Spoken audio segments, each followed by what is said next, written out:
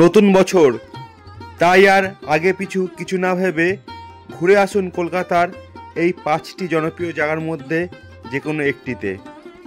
আমাদের লিস্টে 5 নম্বরে রয়েছে জনপ্রিয় আলিপুর চিড়িয়াখানা।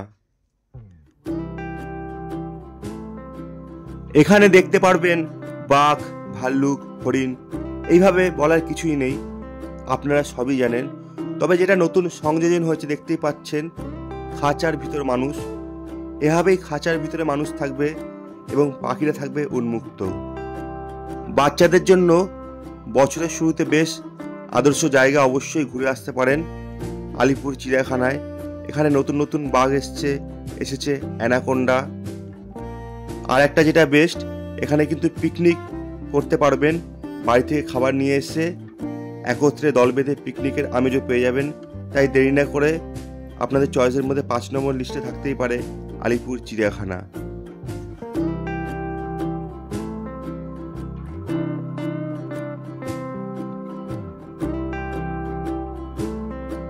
আমাদের লিস্টে 4 নম্বরে রয়েছে কলকাতার খুবই কাছে বিখ্যাত সায়েন্স সিটি।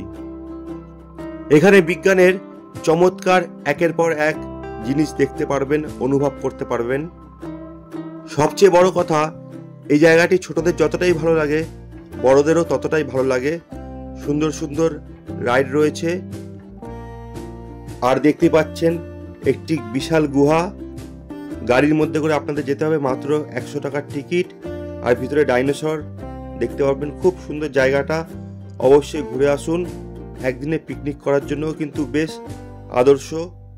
আর এই রাইডটি দেখতে পাচ্ছেন, এর ভিতরে ঢুকলে আপনি খুব আনন্দ করতে পারবেন, মনে হবে আপনি যেন চায়না প্রাচীরের উপর দিয়ে রাইড করছেন। খুব সুন্দর জায়গা, অবশ্যই এই রাইডটি আপনারা করবেন। তাই একদিনের পিকনিকের জন্য সায়েন্স সিটিও খুব ভালো জায়গা।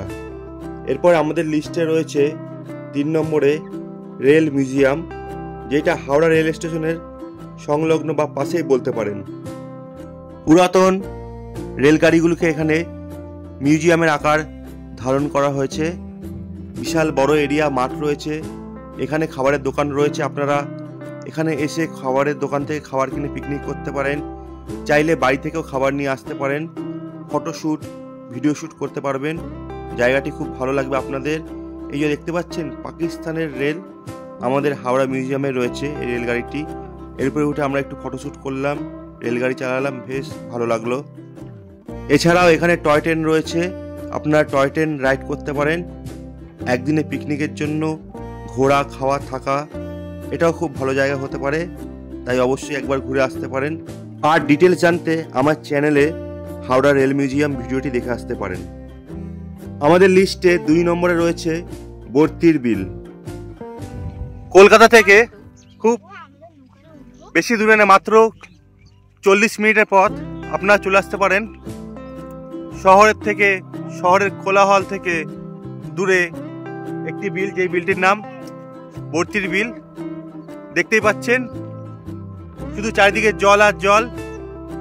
এই বর্তির বিলে কিভাবে আসবেন, কবে আসবেন, খরচ কত জানতে আমাদের চ্যানেলে ভিডিওটি দেখে আসতে পারেন। খুব সুন্দর জায়গা। সেই চ্যানেলে এখানকার ফোন নম্বরও দেওয়া রয়েছে, ফোন নম্বর যোগাযোগ করলে এখানে খাওয়া দাওয়ার সম্পূর্ণ বন্দোবস্ত হয়ে যাবে।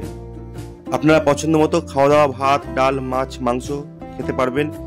এছাড়াও আপনারা চলেই আসতে পারেন, এখানেও খাবারের দোকান রয়েছে। বসে পড়েছি নৌকোর মাঝখানে। পার হেড 100 টাকার বিনিময়ে বর্তির বিলে নৌকো সফর। প্রচুর জল আছে, এই জায়গাটা একটু ডিপ আছে। ওইদিকে শাপলা দেখতে পাচ্ছ। আর এখানে ফটো করার সময় মনে রাখবে, বেশি কায়দা চলবে না, হাত থেকে মোবাইল জলে পড়লে শেষ। ইতিমধ্যে একজনের ড্রোন ক্যামেরা জলে পড়েছে। এই অঞ্চলের আশেপাশে মোট 32টা গ্রামের জল এই জায়গায় জমা হয়, সেই জন্য এই জায়গার নাম বর্তির বিল। একদিনের পিকনিক, ভিডিও শ্যুট কিংবা প্রি ওয়েডিং ফটোশ্যুটের জন্য আদর্শ জায়গা, অবশ্যই ঘুরে আসতে পারেন এই বর্তির বিল থেকে। আর আমাদের লিস্টে 1 নম্বরের জায়গাটির নাম অবশ্যই কমেন্ট বক্সে কমেন্ট করে জানাবেন। হ্যালো বন্ধুরা, এখন আমরা চলে এসেছি জাপানিজ টেম্পেলে দেখতে পাচ্ছেন সামনেই বুদ্ধ মূর্তি। আর আমরা যে এসেছি এটা রাতের পরিবেশ, পরে এক সময় দিনের পরিবেশ দেখাবো। রাতের পরিবেশটা আজকে তোমাদের দেখাচ্ছি। আর এখানে রাতে কিন্তু বেশ অনেক লাইটিং দেখতে পারবে তোমরা। আশা করি আপনারা এই জায়গাটি চিনতেই পেরেছেন। কলকাতার কাছে খুব জনপ্রিয় জায়গা, প্রবেশ মূল্য মাত্র 30 টাকা। এখানে অনেক কিছু দেখার রয়েছে। আমার কাছে সবথেকে জনপ্রিয় জায়গা এই জায়গার মধ্যে এই বাংলার গ্রাম, দ্বিতীয় কৃত্রিম গ্রাম। আসলে মনেই হবে আপনি হয়তো সত্যিকারের কোনো গ্রামে চলে এসেছেন। এছাড়াও এখানে দেখতে পারবেন আরও অনেক কিছু, সোলার ডোম যেখানে আছে রোবট, দেখতে পারবেন ফুলের বাগান, ফলের বাগান, প্রজাপতির শহর, দেখতে পারবেন দ্বিতীয় শান্তিনিকেতন, দেখতে পারবেন জলের মধ্যে ভাসমান একান্ত ক্যাফে যেখানে রাত্রি যাপনও করতে পারবেন। ভিতরটা অনেকটাই বড়, অনেকটাই জায়গা জুড়ে রয়েছে এই রোজ গার্ডেন দেখতে পাচ্ছেন। আর এখানে কিন্তু একটু বিকাল বিকাল আসলে খুব ভালো হয়। প্রচণ্ড গরম, খুব কষ্ট হবে ছাতা না থাকলে। একটু বিকেল করেই আসবেন। দেখতে পারবেন আদিবাসীদের বাদ্যযন্ত্রের মতো একটি বিশাল রেস্টুরেন্ট, দেখতে পারবেন চায়না শহর। এছাড়াও যেটা মূল আকর্ষণ, পৃথিবীর 7ম আশ্চর্য কিন্তু এখানে দেখতে পারবেন। তাই একদম বিলম্ব না করে ঘুরে আসতে পারেন। একদিনের বেস্ট ঘোরার জায়গা কলকাতার খুবই কাছে, মাত্র 30 টাকা খরচ করে ইকো পার্ক।